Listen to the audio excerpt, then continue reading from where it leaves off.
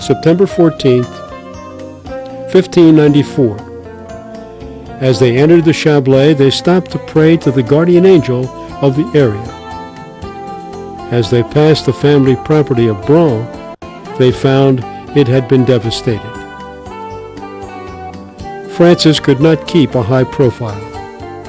At first he returned each night to the fortress of Olange, where he would say his first Mass, celebrated in the Chablais, the morning of September 15th, 1594.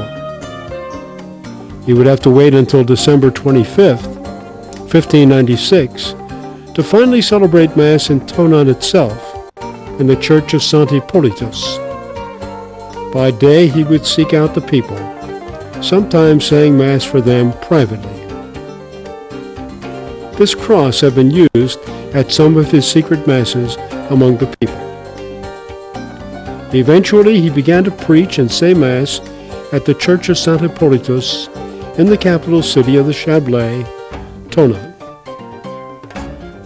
Although his work progressed, he found a lack of support from the Duke of Savoy.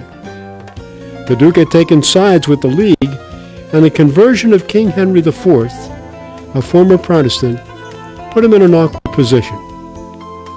Francis was called by the Duke to Turin. He had to cross the Grand Saint Bernard Pass to enter into Italy. This picture was taken in the summer. Imagine the pass later in the year.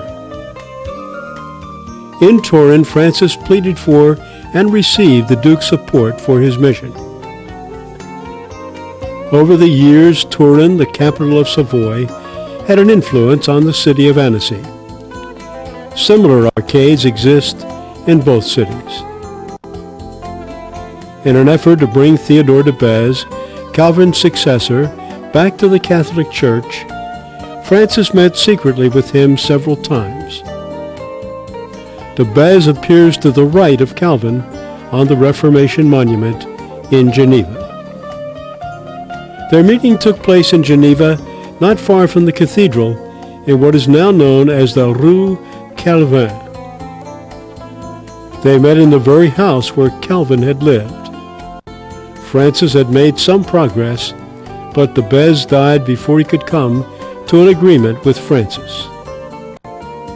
On May 2, 1598, Philip II of Spain and Henry IV of France, here depicted on his horse, signed the Treaty of Vervins. The Chablais would henceforth be protected from the incursions of Geneva. As the conversions began, a 40-hour celebration took place in Thonon. It is depicted here in the windows of the Church of Saint Hippolytus in Thonon. Conversions by the hundreds took place. Francis received back to the church whosoever wished. If they did not so wish, he arranged for them to leave Savoy. The policy of cuius regio, eius religio was in effect. Everyone had to embrace the religion of the territorial ruler or get out. Today, a mosaic of Francis can be found on a street corner in Thonon, a tribute of the modern-day citizens of this city to the apostle who had worked among the people there with gentle persuasion, human understanding, and the example of his own Christian life.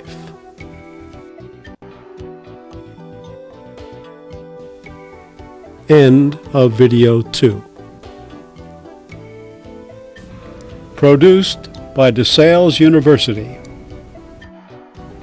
Directed and narrated by A. Robert McGilvray, Oblate of St. Francis de Sales.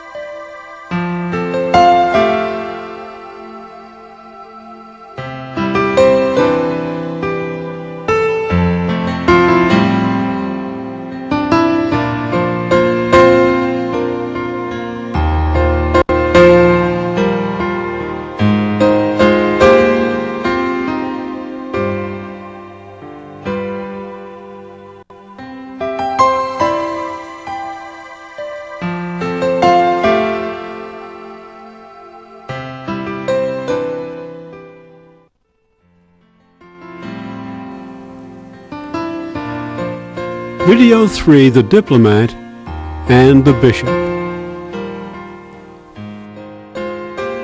In this video, we will follow Francis de Sales' learning experiences in the areas of Rome, Turin, Annecy, and Paris.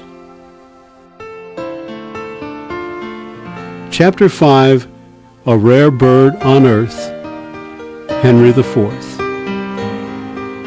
The Chablais settled for the time, Francis would next go to Rome. Bishops regularly make a visit to Rome to bring the Pope up to date on their dioceses. It is called an ad limina visit.